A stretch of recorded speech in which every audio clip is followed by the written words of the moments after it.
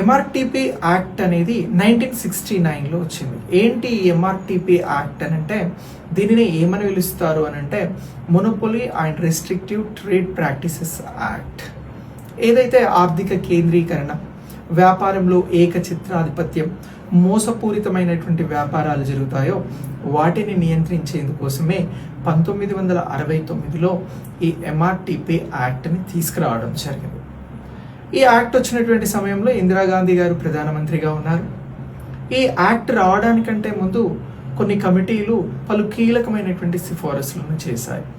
ఆ కీలకమైనటువంటి సిఫారసులు చేసినటువంటి కమిటీలను గుర్తించండి అని అడుగుతారు ఎంఆర్టీపీ యాక్ట్ రిలేటెడ్గా. అలా అడిగితే మనం చెప్పాల్సినటువంటి కమిటీలు ఒక 3 ప్రధానంగా ఉంటాయి. ఒకటి పిసి మహాలనోబిస్ కమిటీ.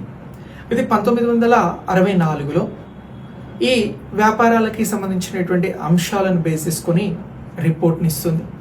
తర్వాత 1967లో 1967లో మనకి హజారీ కమిటీ కూడా ఈ ఎంఆర్టీపీ యాక్ట్ రిలేటెడ్గా ఉన్నటువంటి అంశాలను స్టడీ చేస్తుంది.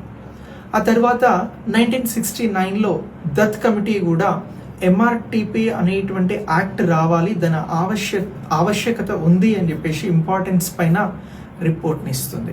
ఇలా ఈ రిపోర్ట్స్ని బేస్ చేసుకొని ఎంఆర్టీపీ యాక్ట్ అనేది తీసుకురావడం జరిగింది, monopoly and restrictive trade practices act. ఇలా ఈ యాక్ట్ వచ్చిన తర్వాత 1978లో అసలు ఈ యాక్ట్ ఎలా పనిచేస్తుంది అని చెప్పేసి రివ్యూ కోసం ఒక కమిటీ నియమించబడుతుంది, అదే సచార్ కమిటీ. సో ఇలా ఈ సచార్ కమిటీ కూడా రివ్యూని అందిస్తుంది. ఆ తర్వాత ఎంఆర్టీపీ యాక్ట్ వెళ్తూ ఉంటుంది ముందుకి. 1991లో దేశం క్లిష్ట పరిస్థితులలో ఉన్నప్పుడు నూతన ఆర్థిక సంస్కరణలు, న్యూ ఎకనామిక్ రిఫార్మ్స్ టైంలో మళ్ళీ రంగరాజన్ కమిటీ ఎంఆర్టీపీ యాక్ట్ పైన ప్రత్యేకంగా ఒక రిపోర్ట్ని ఇస్తారు. ఆ తర్వాత ఈ ఎంఆర్టీపీ యాక్ట్ కొనసాగిందని అంటే కొనసాగింది. 2022లో దీన్ని రద్దు చేసి దీని స్థానంలో కాంపిటీషన్ యాక్ట్ని తీసుకురావడం జరిగింది.